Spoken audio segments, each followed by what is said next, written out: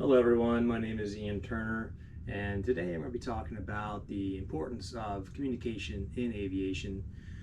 So, how does an airplane get to an airport from another one, especially with the pilots can't see out the window, so say due to like clouds or weather. If you've ever been on an airplane, this is kind of what we're going to be talking about, what happens behind the scenes with that. In the world of aviation, communication could mean life or death in some situations. In fact, the biggest human error contribution to aviation accidents is miscommunication. A couple ones we're going to talk about are communication, navigation, weather, and miscommunication errors. Commercial pilots utilize the air traffic control system to transition to different airports in a safe, orderly, expeditious manner. This includes consistent radio communications and assisted route navigation from them. In general aviation, that's considered what we consider average Joe having a pilot's license. Planes typically operate under the Code of Federal Regulations called VFR, or Visual Flight Rules. Commercial air traffic typically operates slightly different under different regulations called IFR, Instrument Flight Rules. The difference between the two is pretty important. VFR allows pilots to fly wherever, whenever, and however within certain rules and regulations. These regulations they include cloud clearances and restrictions, so essentially you can't fly through clouds.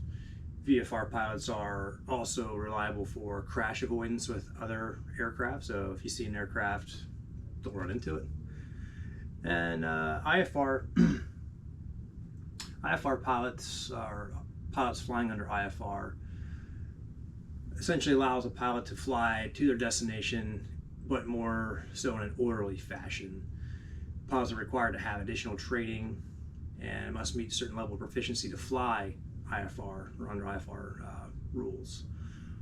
Flying IFR enables the pilot to fly through clouds, and when the pilots fly through clouds, we call it IMC. It's inclement meteorological conditions. ATC provides traffic avoidance and route assisted guidance to the pilot, obviously through radio communications. And all major airlines operate under IFR at all times. Commercial flight is typically monitored and tracked once it takes off until it lands at the next airport. Air traffic control utilizes radar to do this. This is how they are able to provide traffic avoidance and also provide navigation around serious weather if needed. Obviously, thunderstorms, tornadoes, that type of stuff, hurricanes, can't fly planes through that type of stuff. Bigger planes are a little more resistant to winds and bad weather. Small planes, it's a big no-go for any kind of thunderstorms. But pilots navigate through the weather with various forms of instruments in their cockpit. GPS and VOR systems are the most prevalent types of navigation. I think everybody knows what GPS is, but VOR is a little more complicated, and I won't go into that right now. While flying in clouds, pilots use a horizontal indication instrument to maintain level flight. So obviously you don't have the natural horizon to go off of. So there's an instrument that is considered a imitation of that. So essentially you can see the horizon without seeing the horizon, and it allows you to just keep your wings level without, and also keeping your pitch level as well. They also rely on altimeter to keep a specific altitude, so air traffic control typically issues an altitude to stay at to help avoid other traffic. And altimeter does that, and that's based on the air pressure around the airplane. And as you increase with altitude, that pressure actually drops. So that's how it tracks the altitude. Bad weather is a serious problem, as we said, for airplanes, and this is essentially a case for smaller planes. Weather, so talk a little more about that. Weather plays a significant role in how a pilot will plan for the flight. So obviously you don't want to fly through a thunderstorm if you can, avoid it. Air traffic control also monitors the weather closely and will help move traffic around the weather. Yeah, it's not typical or a typical thought that comes to mind as a passenger on an airplane, but flying through clouds and weather requires a lot of focus and prior planning. Thankfully, with the evolution of automation, autopilot does assist in the actual piloting of the aircraft. However, navigating is just as equally as important. Air traffic control and pilots select a route that will clear obstacles and terrain along the way. Air traffic control, their radar allows them to see and plan for thunderstorms and reroute them around. It's kind of hitting that point again.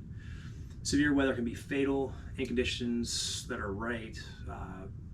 There's a weather phenomenon called a microburst, and basically creates a very strong downdraft or downforce of air during the mature stage of a thunderstorm.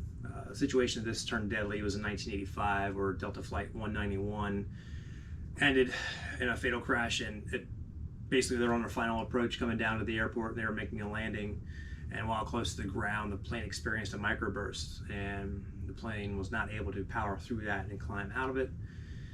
And at the time, that was actually not a very well understood phenomena of weather. So now today we understand it and kind of know what to look for.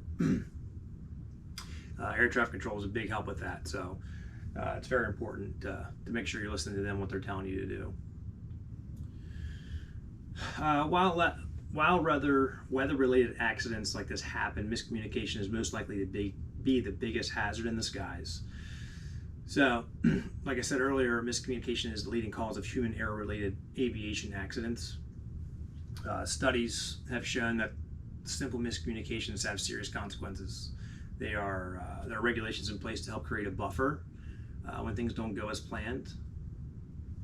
Speaking about that buffer, there's separation regulations between airplanes. So airplanes under IFR rules can only get so close to each other, and that falls on air traffic control basically to ensure that separation. So if something does come up where they mishear something, they start to drift off altitude, they start to drift off their heading, air traffic control can see that and say, hey, get back on course, get back on your altitude. And those regulations are determined by the flight, depending on direction, your altitude you're traveling, and your speed as well. Like I said, air traffic control monitors you, so their radar allows them to follow and provide directives and ensure that proper separation. There have been some cockpit upgrades that can reduce the miscommunication issue. Two-way radio communication is the main way pilots and air traffic control talk. Now airlines are adding a system that enables a pilot to talk via textual message, so basically like a text message from the cockpit. This can greatly cut down on miscommunication, message errors due to language barriers or misheard, misspoken words. That happens all the time. When miscommunication occurs, things can end badly for everyone involved. In 1990, avionic flight 52 was put in a holding pattern for a long time due to bad weather. So essentially, if a weather system is moving through, a plane will get stuck into a hold, and those do basically big racetrack circles in the sky until that weather passes, or if they, even if an airport is getting backed up, these airliners will have to sit in these holding patterns for an extended period of time. These pilots expressed that they had what they call minimum fuel, but it doesn't necessarily constitute an emergency. It just says, hey, I can't really expect any further delays, I gotta land soon. But they never actually declared an emergency where you would actually get first treatment, so they put you to the front of the line of everything. And ultimately they ended up running out of fuel and crashing and killing some passengers. It is easy to communicate one thing, but actually means something else. And that's kind of where that situation was at. The pilots were thinking one thing, air traffic control was thinking something different, and just the miscommunication was there.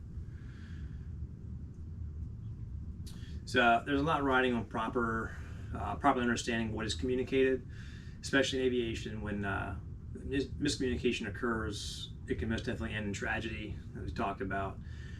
I think there's a long line of metrics in place that greatly reduces that probability of something ever happening.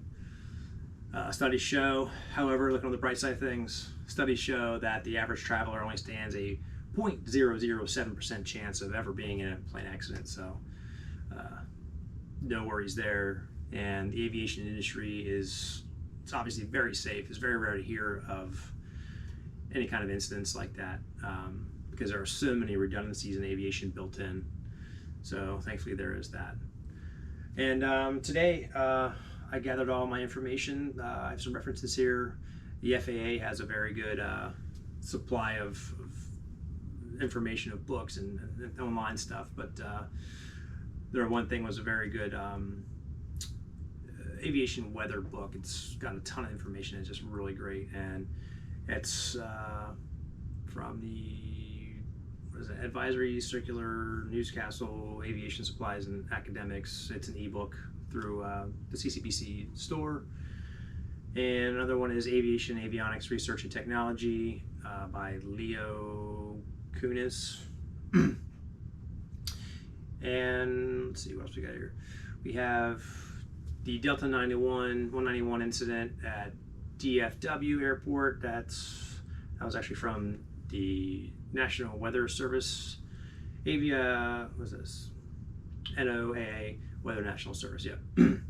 And the last resource is about the avionic flight 52, the delays that ended in disaster, by John Cushman. So thank you for your time, and I hope everybody got something from this today.